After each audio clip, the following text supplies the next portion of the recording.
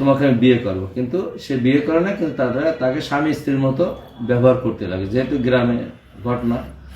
তখন এই সোহেলের মা মেয়েটিকে বলে যে তুমি যেহেতু বিয়ে করছো না, তোমার এখানে থাকো, এক কথায় বকাঝকা করার পর মেয়েটি ওখান থেকে বের হয়ে আসে।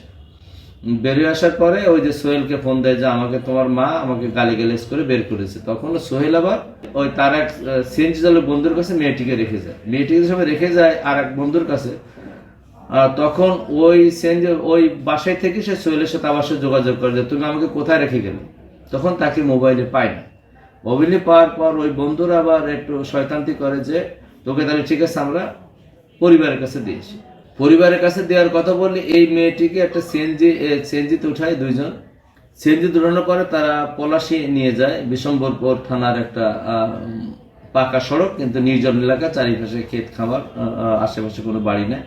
সেখানে বেলা 12টার দিকে তাকে ওই সিএনজির উপর ধর্ষণ করে তার ইচ্ছার বিরুদ্ধে, এবং তাকে সহায়তা করে তার আর এক বন্ধু।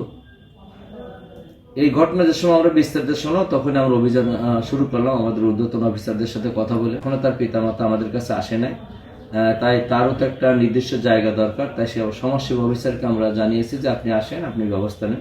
তারাও আমাদের কাছে আসছে। মেয়েটিকে মেডিকেল সহ বাইর দ্বারা যেগুলো করার দরকার আমাদের আইনগত, সেগুলো আমরা সবকিছুই করছি। সিএনজিটা আমরা উদ্ধার করছি এবং আসামিদেরকে গ্রেপ্তার করে এখন তাদেরকে পরবর্তী বিচারের নিমিত্তে আমরা বিজ্ঞ আদালতে প্রেরণ করছি।